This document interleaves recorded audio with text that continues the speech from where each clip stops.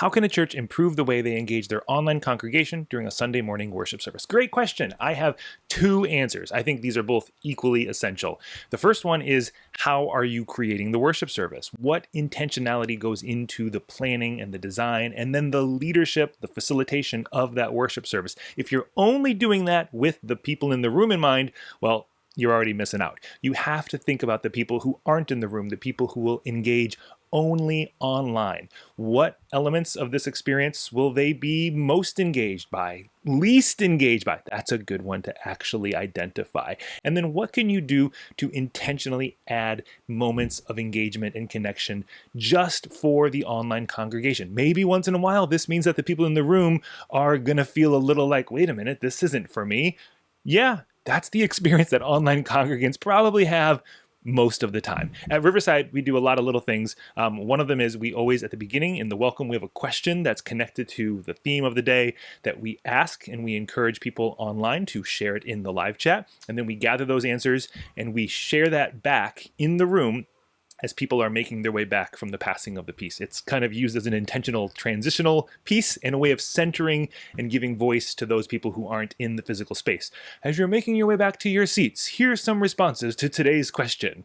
And it's great. It's really incredible and powerful to hear the responses that people wrote at the very beginning of the worship service before they heard the sermon, and how then it comes post-sermon as this like, whoa, interconnectedness. It's a lot of fun.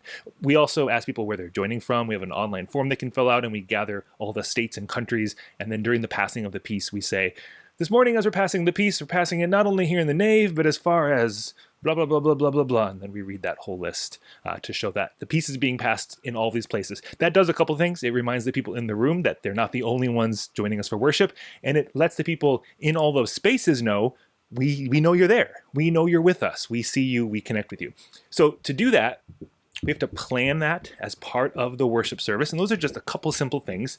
The person in the room has to be intentional about looking to the camera, looking into the camera, not just always looking at the bodies in the room, but looking at the lens, knowing there are a lot of bodies behind that lens.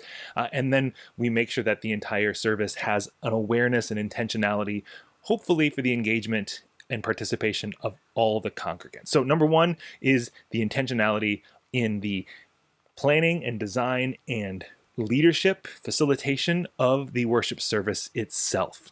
The second one is equally important. It's having someone in that online space to be present with other online congregants. And for us at Riverside, that's pretty much the live chat. That's the primary space people are having that kind of back and forth, active engagement during the worship service. That's one of the ways that we make sure church is more than just peeking in through the windows and watching church happen, but you actually have the ability in real time to interact and encounter other human beings. And I think it's important to have someone who's there every week as kind of a host, as kind of an intentional presence. Otherwise, you run the risk of someone saying something, hey, good to be here, and they hear nothing back. What is the likelihood that a person who is brave enough to say something in the chat and then gets no response will ever do that again?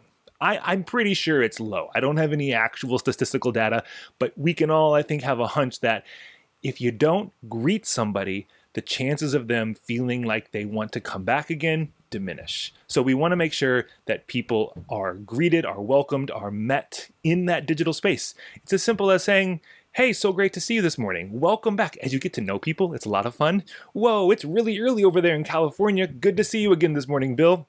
I love knowing where people are and being able to identify that. How's the weather down in Austin this morning? What's going on in South Carolina? And making it a space where people can actually connect with one another. So there's the intentionality in the planning, but then there's the presence in the online space itself. That serves a lot of practical purposes. The person in that space, often at Riverside it's me, can pass along those answers to the question, though it can post the question in the chat, pass along those locations where people are, so the person in the room can then share that out in the moment. But it's the intentionality in both the planning and leadership of the whole experience and how it's then led from the physical space on site, and the intentionality and presence of the person in the digital space. Yeah, there you go. That's what I would say is the most important thing any church should be doing if they want to intentionally increase their engagement of their online congregation.